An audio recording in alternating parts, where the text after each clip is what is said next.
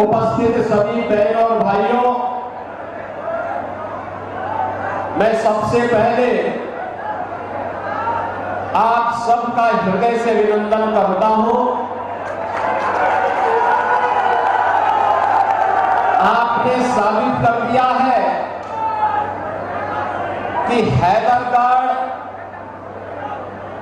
Bharatiya Janata party के हृदय में बसता है।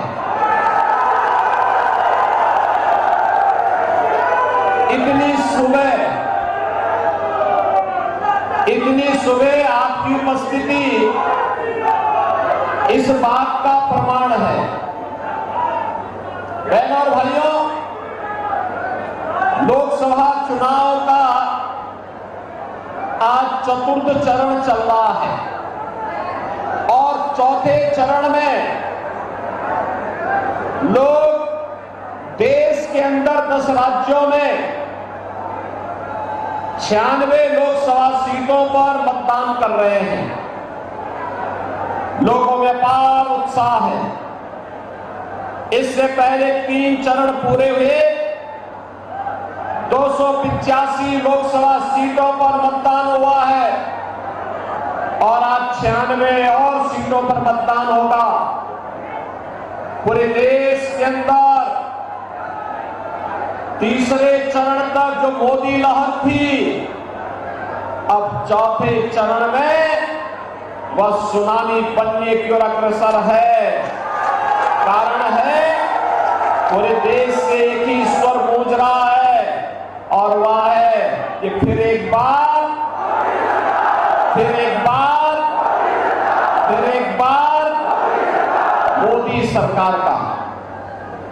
मोदी सरकार का जो स्वर गूंज रहा है। बहनों और भाइयों, यह वैसे नहीं है, इसके पीछे कारण है, क्योंकि आज नया भारत देश और दुनिया के अंदर हुए परिवर्तन का साक्षी है। हम देख रहे हैं दुनिया के अंदर हमारा सम्मान बढ़ा है, सीमाएं सुरक्षित हुई है, विकास के कार्य तीव्र गति से आगे बढ़े हैं और गरीब कल्याणकारी योजनाओं ने नए रिकॉर्ड बनाए हैं। जो कांग्रेस के लोग, समाजवादी पार्टी के लोग बड़े बड़े दावे कर रहे हैं, इनके समय की सच्चाई यह है कि गरीब भूख से मरता था, किसान आत्महत्या करता था।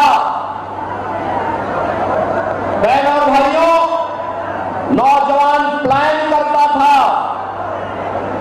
और विकास के कार्य भ्रष्टाचार की भेंट चढ़ जाते थे। आप याद करिए, आज मोदी जी के नेतृत्व में 10 वर्ष के अंदर जो परिवर्तन देखने को मिला है, पिछले 4 वर्ष से 80 करोड़ लोग देश के अंदर फ्री में राशन की सुविधा का लाभ प्राप्त कर रहे हैं।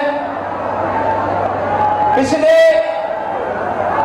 10 वर्ष के अंदर आपने देखा होगा, आयुष्मान भारत योजना के अंदर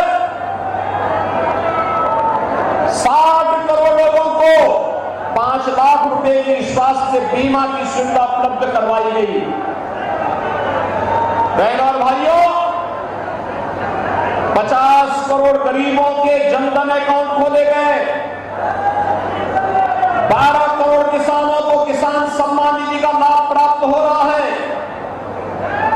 12 करोड़ घरों में शौचालय भी बने हैं, 10 करोड़ घरों में उज्ज्वला योजना का सिलेंडर भी पहुंच गया है और बहनों और भाइयों, 4 करोड़ गरीबों के मकान भी बन गए हैं। आप मुझे बताइए, ये जितना कुछ मोदी जी ने दिया है, क्या इसमें किसी का चेहरा देखकर, जाति पूछ करके दिया गया क्या? नहीं, इसका एक ही पात्रता का आधार था और वह था सबका साथ और सबका विकास। बहनों भाइयों, बिना भेदभाव के शासन की कैसे किया जाता है, यह उदाहरण मोदी जी ने प्रस्तुत किया। आप मुझे बताइए,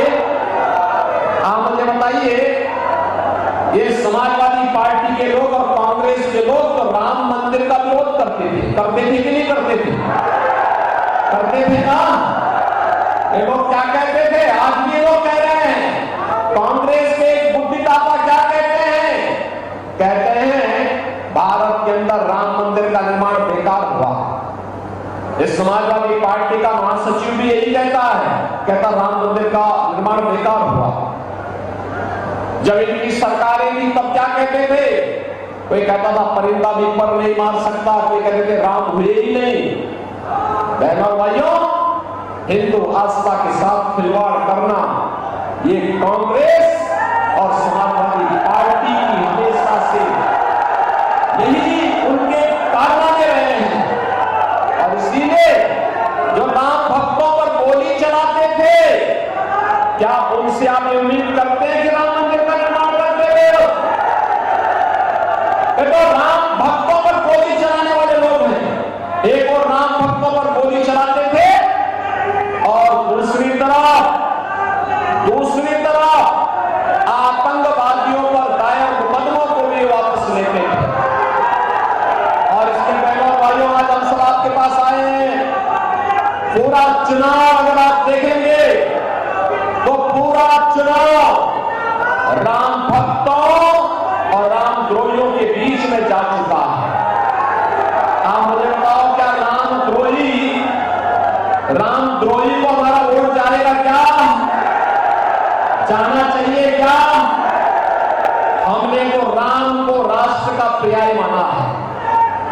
और बहनों और भाइयों, जो कल तक राम को नकारते थे, आज किस मुंह से राम की वे बात करेंगे?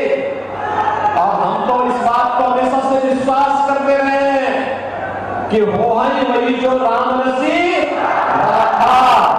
और इसलिए प्रभु राम की भी इच्छा यही है कि उनका भक्त ही फिर से देश का प्रधानमंत्री बनेंगे ना। ये जो परिवर्तन आया है, विकास का, सम्मान का, सुरक्षा का, गरीब कल्याण का और आस्था के सम्मान का भी, यह मोदी जी के करिश्माई नेतृत्व के कारण ही संभव हो पाया है। उन्हीं के कारण संभव हो पाया। अन्यथा बहनों और भाइयों, एक कांग्रेस का बस चलता, एक कांग्रेस अनुसूचित जाति, जनजाति और पिछड़ी जाति के विकारों पर सेंध लगाने का काम कर रही है। कांग्रेस का मैनिफेस्टो उठा करके देखिए। कांग्रेस का मैनिफेस्टो कहता है, और जब ये सत्ता में थे तब भी इन्होंने जो कारनामे किए थे 2004 से 2014 के बीच, कांग्रेस के प्रत्याशी से पूछना चाहिए, क्या यह सच नहीं है कि जस्टिस रंगनाथ मिश्रा की कमेटी कांग्रेस की सरकार ने गठित की थी और उस कमेटी ने जो रिपोर्ट दी उसके अनुसार अनुसूचित जाति, जनजाति के यानी ओबीसी को मिलने वाले 27% आरक्षण को कमेटी ने कहा था कि मुसलमानों को इसमें से हिस्सा दे देना चाहिए। और तो भारतीय जनता पार्टी ने विरोध किया था, तब जाके रुका। फिर उसने प्रयास किया, राजेंद्र सच्चर की अध्यक्षता में एक कमेटी गठित की और उस कमेटी ने रिपोर्ट दी कि क्योंकि धार्मिक आधार पर आरक्षण में बाबा साहब भीमराव अंबेडकर ने विरोध किया था, तो इस बार उन्होंने क्या शरारत की थी? इस बार शरारत की थी कि मुसलमानों की कुछ जाति को अनुसूचित जाति में शामिल कर देंगे। भारतीय जनता पार्टी ने इसका विरोध किया, कहा था कि अपने गरीब, दलितों का, वंचितों का, पिछड़ी जाति के लोगों के हकों पर डकैती डालने की छूट हम कांग्रेस को नहीं देंगे। तब जाके आरक्षण मिलता है।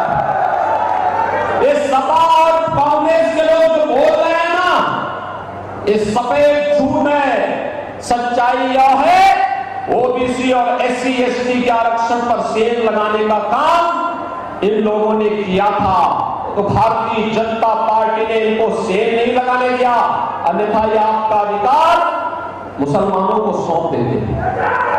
ये तो डॉक्टर मनमोहन सिंह जी जब प्रधानमंत्री थे उन्होंने कहा ही था कि देश के संसाधनों पर पहला अधिकार मुसलमानों का है।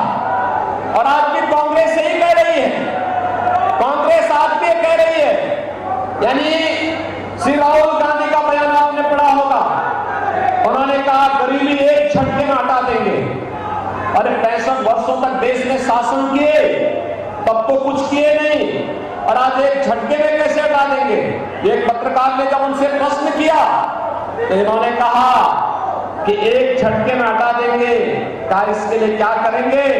उसने कहा हर नागरिक की संपत्ति का सर्वे करवाएंगे और फिर उसमें विरासत टैक्स लगा देंगे। विरासत टैक्स का मतलब आप जानते हैं ना, आपके बाप दादों ने जो संपत्ति बनाई है उस संपत्ति में से आधा हिस्सा कांग्रेस और सपा के गुंडे जबरदस्ती ले लेंगे। क्या आप इसको स्वीकार करेंगे? क्या स्वीकार करेंगे? क्या अरे खून पसीना आपके पूर्वजों का, और उसको हड़पने का काम है कांग्रेसी लोग करेंगे। क्या आप उसको स्वीकार करेंगे? क्या बहनों और भाई